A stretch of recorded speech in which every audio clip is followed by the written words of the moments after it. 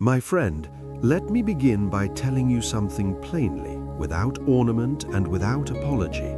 The disorder, anxiety, and confusion you experience in your life are not matters of bad luck, fate, or circumstance.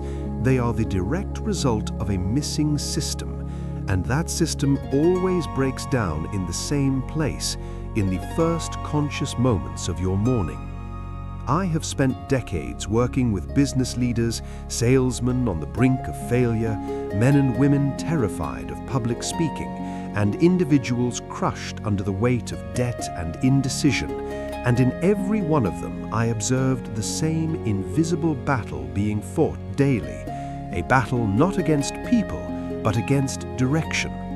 Most men wake up and immediately surrender command of their minds to the outside world, to news, messages, obligations, and demands, and before breakfast they have quietly handed over the steering wheel of their lives.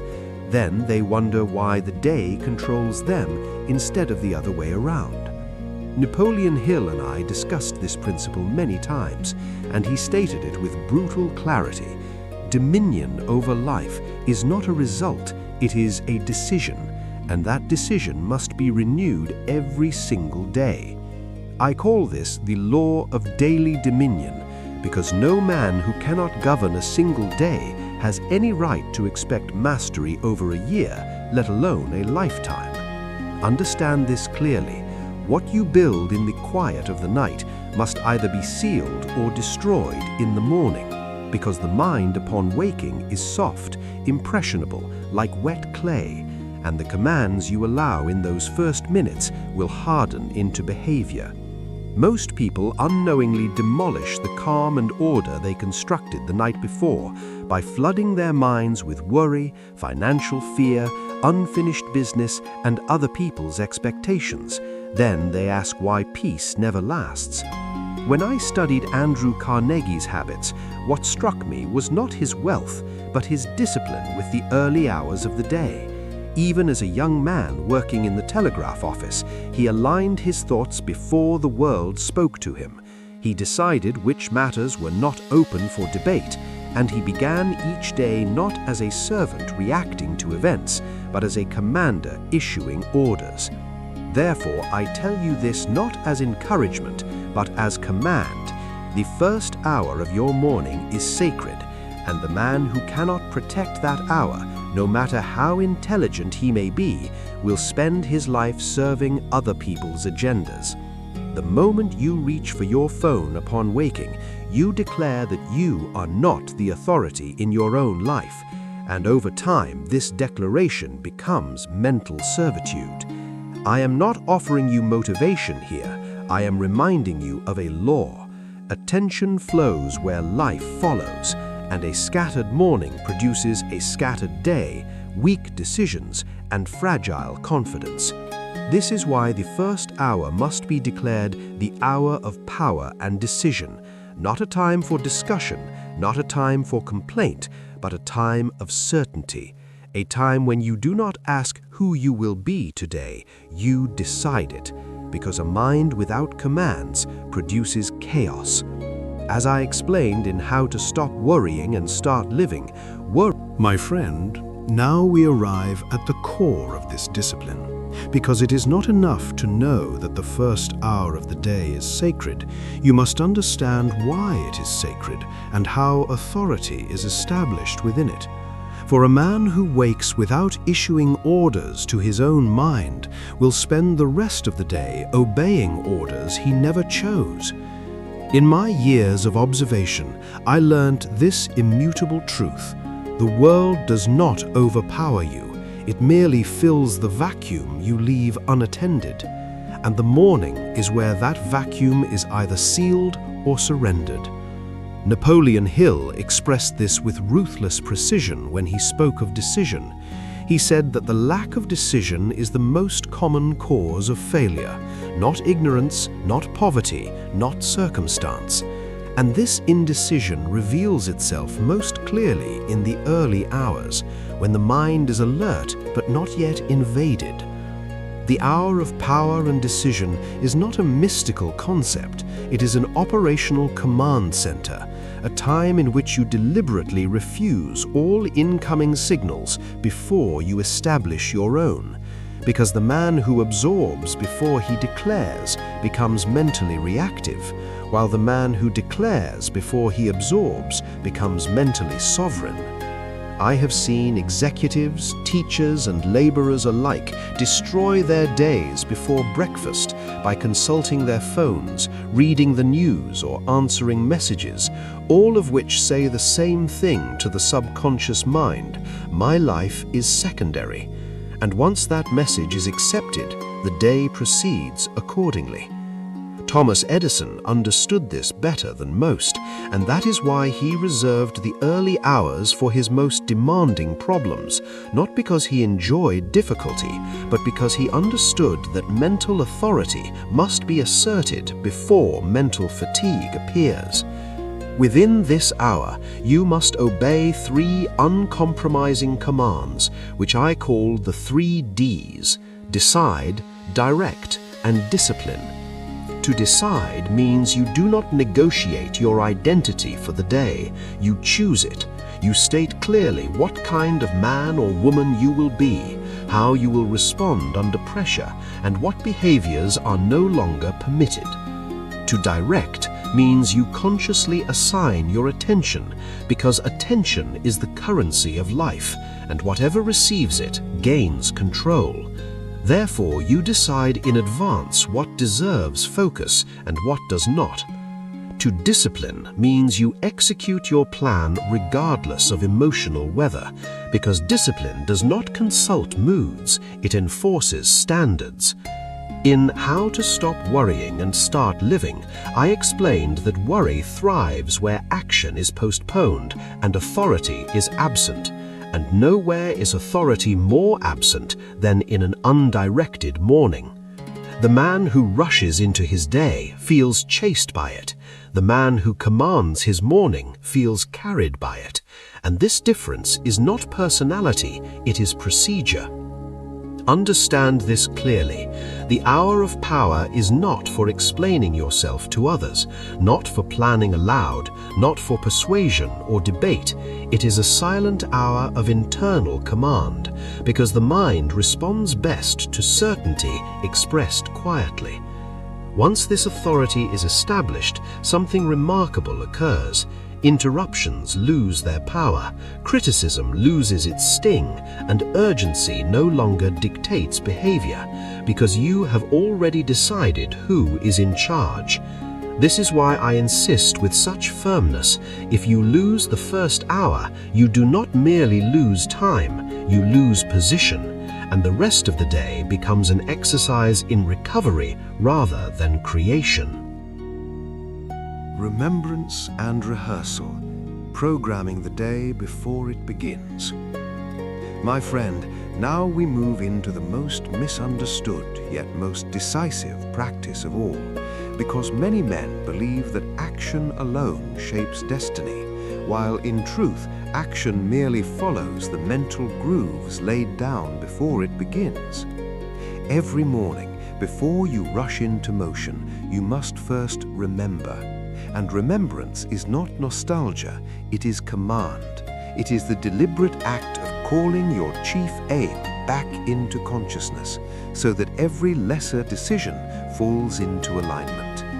Napoleon Hill called this the definite chief aim, and he was precise in his language, for a mind without a chief aim is not free. It is easily occupied by fear, distraction, and other people's urgencies. I have watched capable men exhaust themselves on tasks that led nowhere simply because they forgot why they were working in the first place. And once purpose is forgotten, effort becomes scattered and worry multiplies. Therefore, each morning you must state your chief aim plainly, aloud if possible, not as a wish but as a fact, because the mind responds to statements of certainty far more readily than to hopeful suggestion. Once remembrance is complete, rehearsal must follow. And rehearsal is not daydreaming, It is the disciplined visualization of completed action, seeing the day's most important conversations conducted with calm authority, seeing the difficult task finished cleanly and without struggle, seeing yourself responding rather than reacting. The subconscious mind does not distinguish between what is vividly imagined and what is physically experienced. It responds instead to familiarity. And when you rehearse success in the morning, you remove resistance from execution later in the day. Thomas Edison practiced this principle instinctively, often resolving complex problems mentally before ever touching his tools. And by the time he arrived at the laboratory, his mind had already accepted the solution as normal. In How to Stop Worrying and Start Living, I explained that anxiety is born of uncertainty, and uncertainty is eliminated not by reassurance, but by mental preparation, because a mind that has rehearsed does not panic when the moment arrives.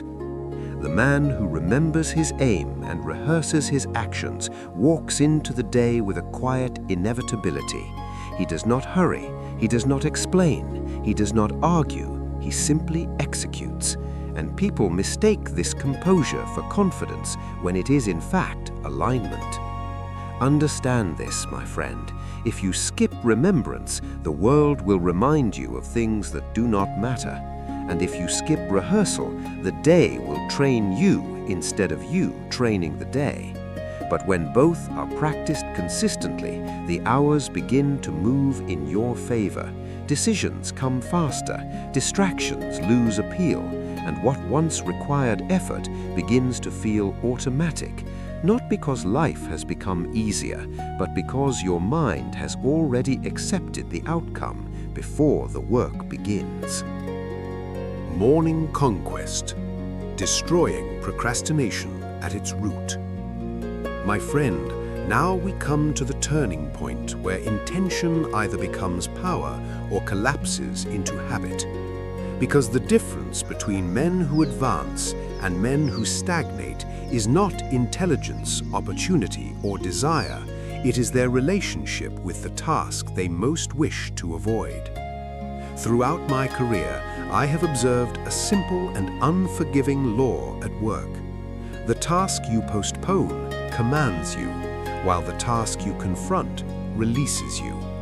And nowhere is this law more potent than in the first hours of the morning. Most people begin the day by completing easy tasks, answering messages, organizing trivial matters, all of which create the illusion of productivity while quietly preserving fear. But the disciplined man does the opposite. He identifies the single task that produces resistance, the one that creates tension at the thought of it, and he executes it before distraction awakens. Napoleon Hill taught that procrastination is not laziness, but indecision hardened into habit, and the cure for it is not inspiration, but decisive action taken early, when the mind is still uncorrupted by doubt.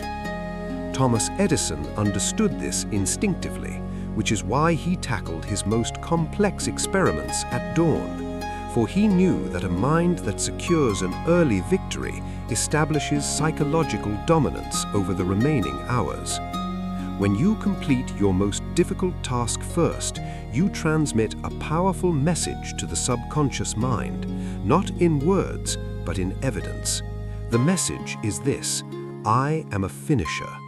And once that identity is accepted, lesser tasks cease to resist you. In How to Stop Worrying and Start Living, I made clear that worry feeds on unfinished business, and that the human mind cannot relax while it senses avoidance. Therefore, the quickest way to silence anxiety is not reassurance, but completion. Understand this clearly. Morning conquest is not a productivity technique, it is character construction. For each morning you choose between reinforcing the identity of the man who delays and the man who decides. And identity always outlives motivation. Many people claim they lack time, Yet what they truly lack is the courage to confront discomfort early, and so they spend the day bleeding energy through small escapes and rationalizations. The man who conquers the morning, however, speaks less, explains less, and worries less, because his authority has already been proven in action. Do not negotiate with the difficult task. Do not analyze it. Do not dramatize it. Simply begin and complete it, because once the hardest stone is lifted, the road ahead levels itself. This single act, repeated daily, reshapes behavior, confidence, and outcome, not through force, but through inevitability. And by the time the world begins to test you, you will already have won the most important battle of the day, the one against yourself. The law of the hidden seed, silence, energy, and rhythmic persistence. My friend, there is a law of achievement so quietly enforced that most men violate it daily without ever knowing its name, and yet it governs success with absolute precision. I call it the law of the hidden seed, because whatever is spoken too early is weakened, and whatever is protected in silence is strengthened. I have watched countless men sabotage their progress, not through lack of effort, but through premature disclosure, announcing plans, broadcasting intentions, and explaining goals before a single route has formed. And each explanation drains energy that should have been invested in execution. In my work, I learned that the mind interprets explanation as completion, and once the mind believes the work has been acknowledged, it relaxes its urgency to perform, which is why so many fine intentions dissolve after being discussed. Andrew Carnegie practiced this law with remarkable discipline.